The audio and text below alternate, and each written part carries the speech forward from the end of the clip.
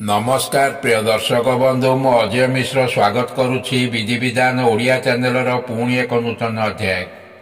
दर्शक बंधु आज भिडटी जानिबा एपरी एक शक्तिशाली तथा प्रभावशाली मंत्र विषय जार प्रयोग कले आपणकर समस्त प्रकार अभिलाष समस्त प्रकार मनस्कामना समस्त प्रकार इच्छा जहाँ थाउना कहीं ये मंत्र आपण मुहर बाहर मात्रे आपणकर समस्त इच्छा समस्त मनस्कामना पूरण होगापी आरंभ कर ये मंत्र जप शोवा पूर्वर ही करने को पड़ी था। दर्शक बंधु आज व्यस्तबहुल जीवन मध्य कहारी पाखे समय नहीं मात्र सबू भितर निजपाई किसी सठिक समय काढ़ी सुख निद्रार आवश्यकता रही। कारण ठीक निद्रा नहले मनुष्य अनेक प्रकार मानसिक रोगर शिकार होता है। एथिपाई मनुष्य को विभिन्न प्रकार औषध सेवन करने को ही पड़ी था। यदि जीवन में पैसा पत्रर अभाव रोता है तेबे जीवन नर्क हो जाए।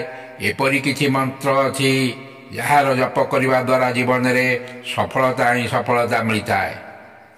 यदि आपण राति शोवा समय खराब स्वप्न देखुंती यही स्वप्न देखा द्वारा आपण चमकी पड़ी उठी जाउछंती तेबे मंत्रटी को जप करंतु।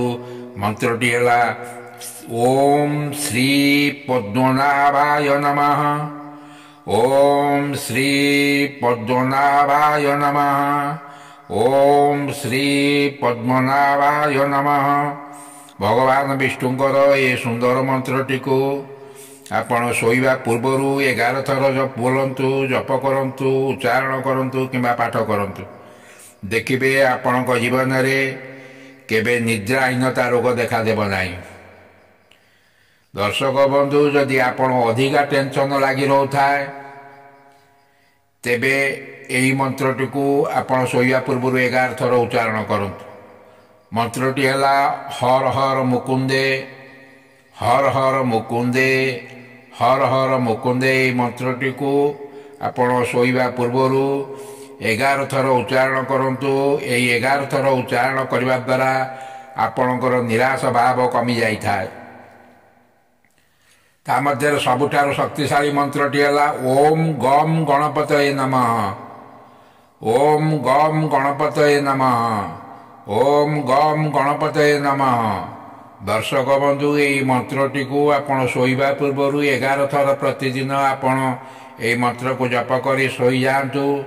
आपणकर जेकोसी प्रकार समस्या जेकोसी प्रकार संकट जेकोसी प्रकार विपद सबुतिर अंत ही घटवार कथा घटव।